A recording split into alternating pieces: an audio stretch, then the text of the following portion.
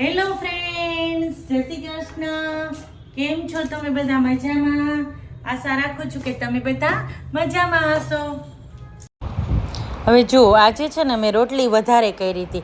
આપણે જ્યારે ખાટી રોટલી બનાવીએ હોય ને ત્યારે આપણે વધી હોય ને તો બનાવીએ, પણ આજે તો મેં વધારે જ રોટલી બનાવી છે કારણ કે આવી રોટલી બનાવી હતી. હવે જો ખાટી રોટલી છાશવાળી બનાવી છે. હવે કેટલાય આને રોટલીનું શાક પણ કહે છે, પણ મારા ઘરે તો ખાટી છાશવાળી રોટલી જ કહે છે. હવે આ રોટલી છે ને કુકરમાં વઘારવાની છે, અને આપણે દાળ ઢોકળીને ટક્કર આપે ને એવી આપણે આ ઢોકળી બને છે કુકરમાં. તો જો હું અને હાથેથી જ આ રીતે રોટલીના કટકા કરી લઉં છું. સીઝરથી કરવા હોય તો એનાથી પણ કરી શકાય, પણ મેં હાથેથી જ કર્યા છે.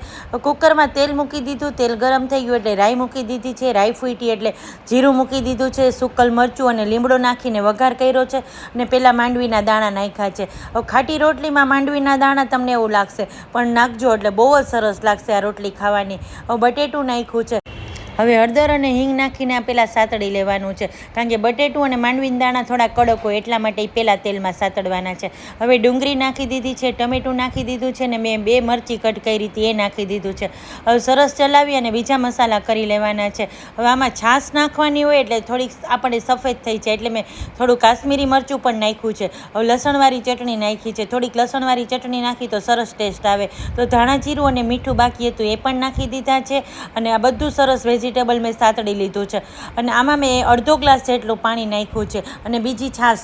હવે છાશ જોવો મોરી છે એટલે રેગ્યુલર આપણે પીતા હોઈએ જ, એટલે મેં કોઈ ગળાશ નાખી નથી. આમાં થોડી ગળાશ નાખીએ તો સારી લાગે, પણ હું ગળાશ નાખતી નથી. હવે આ સ્ટેપ ઉપર જ આપણે ગળાશ નાખી દેવાની રહે છે. હવે જોઈતા પ્રમાણમાં છાશ નાખી છે, અને મારે જેટલી રોટલી જોઈતી હતી એ મેં વઘારી લીધી છે. હવે કુકરમાં એક જ વિસલ મારવાની છે એટલે સરસ રોટલી અને બધું વેજીટેબલ સરસ ચડી જશે.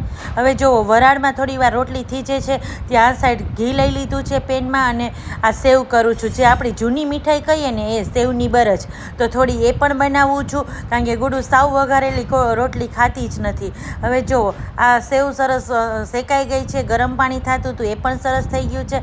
હવે સેવમાં નાખી દીધું છે ગરમ પાણી.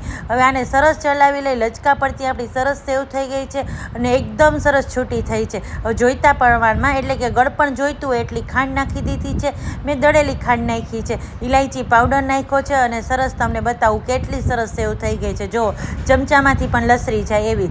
હવે થાળી પીરસી લઈએ તો સરસ મજાની આપણી દાળ ઢોકળી કહીએ એવી જ ખાટી વઘારેલી રોટલી છે, સાથે સેવની બરજ છે. આમાં મેં કોઈ સલાડ મૂક્યું નથી, પણ 2 અથાણા ઘરના મૂક્યા છે, પાપડ છે, અને આપણા બધાની પ્યારી છાશ તો ખરી જ. તો આવી હતી સિમ્પલ અને એકદમ ટેસ્ટી ડિનર થાળી.